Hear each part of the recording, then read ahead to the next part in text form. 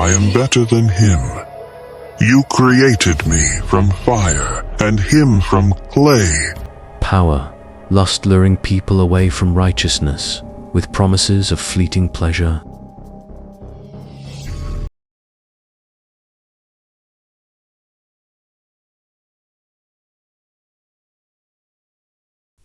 Before Adam, before mankind, there existed another creation upon the earth, the Jinn.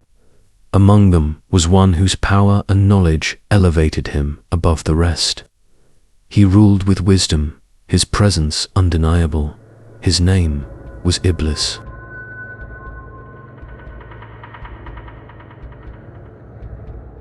According to some reports from Islamic tradition, Iblis was once a ruler upon the earth, leading the Jinn in prosperity and power.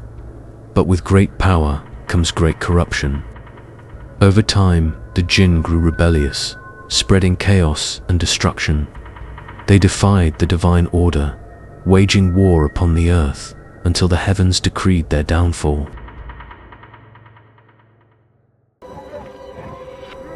In response, Allah sent his angels to cleanse the earth, to bring justice where there was disorder. The angels descended like a storm, driving out the corrupt Jinn, scattering them to the desolate corners of the world. But among them, one stood apart, Iblis. Unlike the others, he was pious, devoted, and loyal to Allah, or so it seemed. For his devotion and knowledge, Iblis was elevated.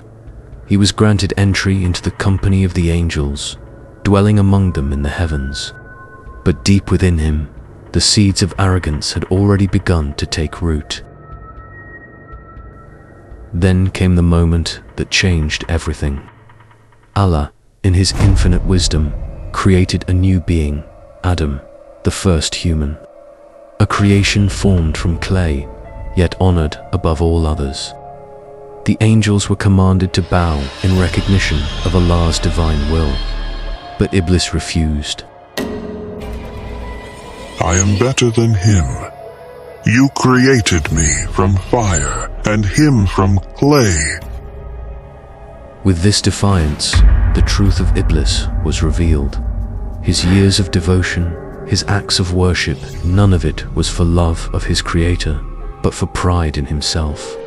And for that pride, he was cast out, forever cursed.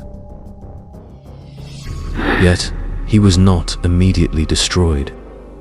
Instead, he made a fateful request. Grant me respite until the day of judgment, and I will mislead them all. Now, a sworn enemy to mankind, Iblis vowed to lead humans astray, whispering doubts, igniting desires, and sowing corruption in their hearts. His mission, to prove that humans were unworthy of their Creator's mercy. His first target was none other than Adam himself.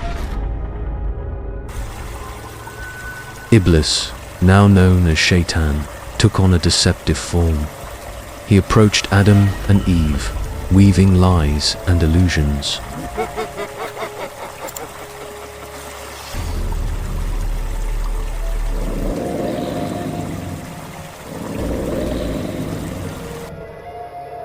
Shall I lead you to the tree of eternity?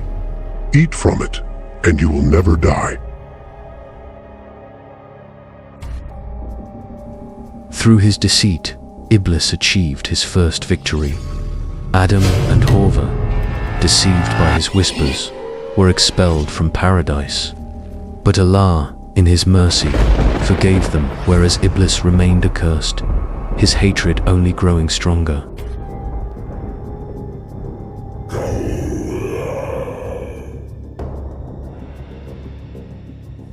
From that moment on, Iblis has waged an unseen war against mankind. His methods are many, his traps subtle, yet his ultimate goal remains unchanged: to pull humanity away from the remembrance of Allah.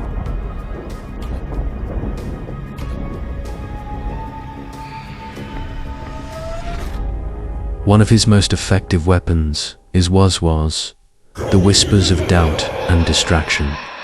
He plants seeds of hesitation in faith, urging people to abandon their prayers, their worship, and their devotion. Just as arrogance was his downfall, Iblis instills it in others. He convinces people they are superior, leading them to pride and rebellion. Iblis exploits human desires, wealth, power, lust, luring people away from righteousness with promises of fleeting pleasure. And when all else fails, he whispers, despair, telling souls they are beyond redemption, that Allah will never forgive them. Yet, this is the greatest of his lies. Though he was given respite, the day will come when Iblis and those who followed him will face their end. The Quran speaks of his final fate, cast into the hellfire, along with those who chose to follow his path. I only invited you, and you chose to follow me. But for those who resist his whispers, who hold on to faith despite his deceptions, the promise of Allah is clear paradise, eternal peace, and victory over the greatest deceiver.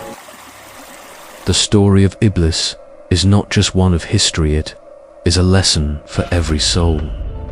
He waits in every shadow, in every doubt, in every temptation, but his power is nothing in the face of true faith. The question is, which path will you choose? The choice is yours.